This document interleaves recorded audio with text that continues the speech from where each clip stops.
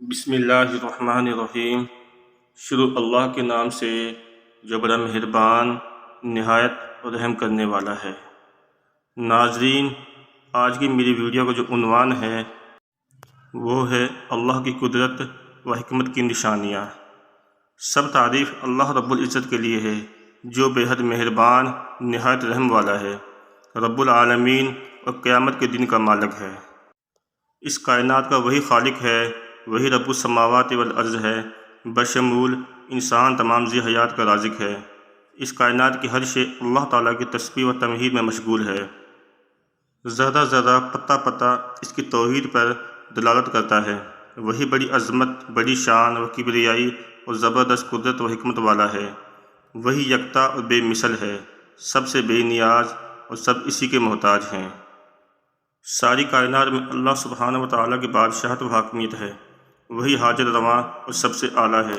نہ وہ کسی کی اولاد ہے، نہ اس کی کوئی اولاد ہے۔ ساری کائنات میں نہ کبھی کوئی ایسا تھا اور نہ ہوگا جو اللہ تعالیٰ کی مانند ہو۔ اللہ تعالیٰ کے کسی بھی لحاظ سے کوئی ہمسر نہیں، وہ تنہا ہے، تمام صفات عالیہ کا مالک ہے۔ بے شک تمام اختیارات اللہ سبحانہ و تعالیٰ کی قبضہ قدرت میں ہیں۔ جسے چاہتا ہے اپنے رحمت میں داخل کر لیتا ہے، جسے چاہتا ہے اس کے نافرمانی کے سبب اسے عذاب میں مبتلا کر دیتا ہے۔ وہی زندگی دیتا ہے اور وہی موت دیتا ہے، اور وہی قیامت کے دن دوبارہ اٹھائے گا۔ اسے ہر چیز کا علم ہے اور دلوں کا بھید جانتا ہے، حی و قیوم ہے۔ وہی اول ہے اور آخر بھی، ظاہر بھی اور باطن بھی۔ اللہ تعالیٰ نے آخرت تک کے انسانوں کے لیے حضور پاک صلی اللہ علیہ وسلم پر قرآن حکیم نازل فرمایا۔ قرآن حکیم اللہ تبارک و تعالیٰ کا فصیح و بلیغ کلام ہے، جو انسان کے لیے کامل ہدایت نامہ، رشد و ہدایت کا سرچشمہ، مکمل دستور عمل اور حضور پاک صلی اللہ علیہ وسلم کی سیرت طیبہ قرآن حکیم کی تفسیر و تشریح ہے۔ دین اسلام قرآن و سنت پر مشتمل دین فطرت ہے۔ دنیا و آخرت میں فلاح و کامیابی کا دار و مدار دین اسلام کی پیروی پر موقوف ہے۔ قرآن حکیم حکمت یعنی عقل و دانش کی باتوں کا مخزن ہے۔ قرآن حق ہے ایمان والوں کے لیے، ہدایت، بشارت پرہیزگاروں کے لیے، نصیحت، رحمت، بصیرت اور شفا ہے۔ حق و باطل میں فرق دکھانے والی کتاب ہے۔ علم و حکمت اور اخلاقی تعلیمات کا منبع ہے۔ اللہ سبحانہ و تعالیٰ کی ذات و صفات، قدرت و حکمت کو کھول کھول کر بیان کرنے والی کتاب ہے۔ انسان کی زندگی کے ہر پہلو پر محیط ہدایت نامہ ہے۔ قرآن حکیم انسان کو نظام قدرت پر غور و فکر، تدبر و تفکر کرنے کی تلقین کرتا ہے۔ وہ انسان کو قدرت کے مظاہر پر گہری نظر، مطالعہ و مشاہدہ کرنے کی دعوت دیتا ہے۔ انسان کی تخلیق اور اس کے وجود میں سورج، چاند، تاروں کے نظام میں حیوانات، نباتات و جمادات میں دن رات کے رد و بدل میں، دریا و سمندر، زمین و آسمان میں حق تعالیٰ کی توحید، وحدانیت، قدرت و حکمت کی بہت سی نشانیاں ہیں۔ براہین و دلائل ہیں کہ انسان ان پر غور کرے۔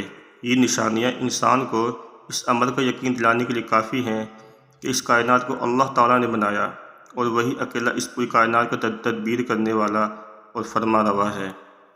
خدا تعالیٰ نے اپنے سچے پیغمبر کی تصدیق کے لیے کبھی بطور خود اور کبھی قوم کے مطالبے پر ایسی نشانیاں نازل فرمائی جو انبیاء و رسل کی تصدیق کا باعث بنے اور معجزہ کہلائے۔ ان میں سے چند ایک کا ذکر کیا جاتا ہے۔ اللہ رب العزت نے نوح علیہ السلام کی قوم کے تمام کافروں کو طوفان آب سے غرق کر دیا۔ نوح علیہ السلام اور اس کے ساتھیوں کو جو کشتی پر سوار تھے انہیں بچا لیا۔ اللہ رب العزت نے کشتی کے تحفظ کو رہتی دنیا تک کی نشانی بنا دیا۔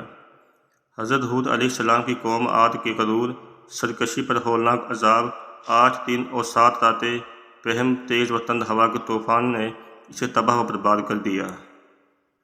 حضرت صالح علیہ السلام کی دعا پر اللہ رب العزت نے ایک ٹھوس چٹان سے بطور نشانی ناکہ اونٹنی نکالی، اور ناکہ کو ہلاک کرنے پر حضرت صالح علیہ السلام کی قوم کو ہیبت ناک آواز، چیخ اور کڑک سے ہلاک کر دیا۔ بادشاہ نمرود اور اس کی رعایا نے جب حضرت ابراہیم علیہ السلام کو دہکتی آگ میں جلانا چاہا تو اللہ رب العزت کے حکم سے آگ حضرت ابراہیم علیہ السلام پر سلامتی والی بن گئی، جو ابراہیم علیہ السلام کی صداقت کے لیے معجزہ تھا۔ حضرت اسماعیل علیہ السلام کی قربانی کا واقعہ، جب حضرت ابراہیم علیہ السلام اپنے بیٹے حضرت اسماعیل علیہ السلام کو ذبح کرنے لگے تو اللہ رب العزت نے حضرت اسماعیل علیہ السلام کو ذبح ہونے سے بچا لیا اور ابراہیم علیہ السلام کے ہاتھوں دمبا ذبح کروایا۔ جب حضرت ابراہیم علیہ السلام نے حیات بعد الموت یعنی مر جانے کے بعد جی اٹھنے سے متعلق اللہ تعالیٰ سے سوال کیا کہ وہ کس طرح ایسا کرے گا، تو اللہ رب العزت نے فرمایا چند پرندے لو، انہیں ٹکڑے ٹکڑے کر کے سامنے والے پہاڑ پر ڈال دو، کچھ فاصلے پر کھڑے ہو کر ان کو پکارو۔ حضرت ابراہیم علیہ السلام نے ایسا کیا اور جب انہیں آواز دی تو سب پرندے اپنی اپنی شکل میں زندہ ہو کر اڑتے ہوئے حضرت ابراہیم علیہ السلام کے پاس آ گئے۔ صفا اور مروہ اور حجر اسود اللہ رب العزت کی نشانیاں ہیں۔ قوم لوط علیہ السلام کی تباہی و بربادی بذریعہ پتھروں کی بارش، حضرت موسیٰ علیہ السلام کے عصا سے اژدہا کا بینہ ہاتھ گریبان میں ڈال کر اور بغل سے ملا کر نکالا تو روشن سفید چمکتا ہوا نکلا۔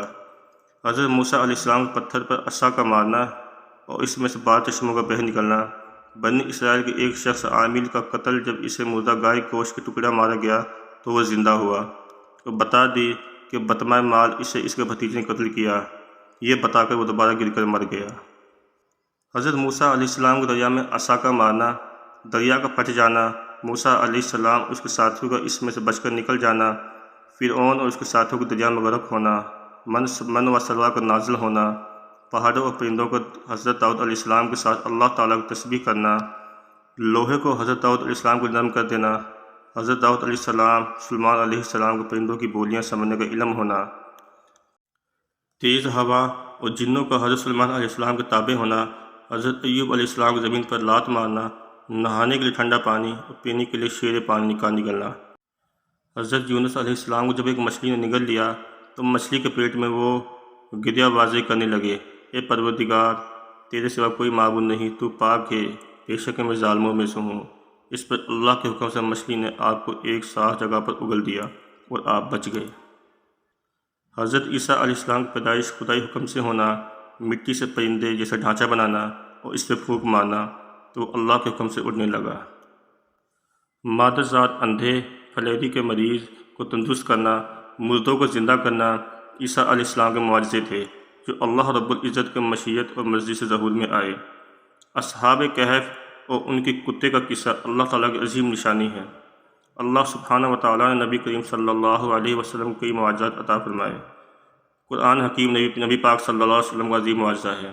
حضور پاک صلی اللہ علیہ وسلم کا مسجد حرام سے مسجد اقصیٰ اور مسجد اقصیٰ سے عالم بالا تک جانا، چلچلاتی دھوپ میں بادل کے ٹکڑے کا آپ کے سر پر سایہ کرنا، آپ لعاب کی برکت سے کڑوے کنویں کا میٹھا ہو جانا، کثرت آب، کثرت طعام، بیماروں کی شفا یابی، ابو بکر صدیق کی وجوہ سے سانپ کے زہر کا اثر ختم ہونا، علی المرتضیٰ کی آنکھوں سے آشوب کا زائل ہو جانا، آپ صلی اللہ علیہ وسلم کی انگلی کے اشارے سے چاند کے 2 ٹکڑے ہونا،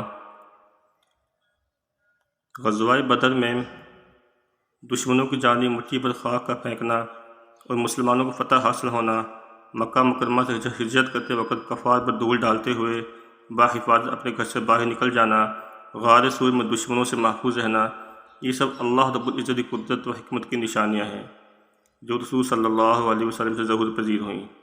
اللہ تعالیٰ کا فرمان ہے، دین تو اللہ کے نزدیک اسلام ہی ہے، اور جس نے اللہ کی ہدایت کی رسی کو مضبوط پکڑ لیا اور وہ سیدھے راستے پر لگ گیا، جو کہ اسلام کے سوا اور دین کا طالب ہوگا اور اس سے ہرگز قبول نہیں کیا جائے گا۔ فرمایا پورے کے پورے داخل ہو جاؤ اسلام میں، عبادت کرو، اللہ کے سوا کوئی معبود نہیں، اللہ سلامتی کے گھر کی طرف تمہیں بلاتا ہے، سو تم مجھے یاد کرو، میں تمہیں یاد کروں گا، اور میرا احسان مانتے رہنا اور ناشکری نہ کرنا۔ موجودہ حالات میں جہاں مادہ پرستی اور ہوش زر اور خواہش نے جو بڑے خطرناک رخ اختیار کرنے شروع کر دیے ہیں، اس بات کی اشد ضرورت ہے کہ ہم قرآن تعلیمات اور اسوہ رسول صلی اللہ علیہ وسلم پر عمل پیرا ہوں۔ ارشاد ربانی ہے، جو کوئی کہنے پہ چلا اللہ تعالیٰ کے اور اس کے رسول کے، اس سے بڑی مراد پائی۔ حضور پاک صلی اللہ علیہ وسلم نے فرمایا، اے مسلمانوں، میں تمہارے درمیان 2 چیزیں چھوڑے جا رہا ہوں، اگر تم نے ان دونوں کو مضبوطی سے تھامے رکھا کبھی گمراہ نہ ہوگے۔ ایک تو اللہ کی کتاب قرآن ہے اور دوسرے اس کے نبی کی سنت۔ ہماری دعا ہے، اے پروردگار، ہمیں قرآن و سنت پر عمل پیرا ہونے کی توفیق عطا فرما، آمین۔ ناظرین، میری ویڈیو اگر آپ کو پسند آئی ہو تو پلیز لائک، کمنٹس، سبسکرائب اور شیئر کرنا نہ بھولیے گا۔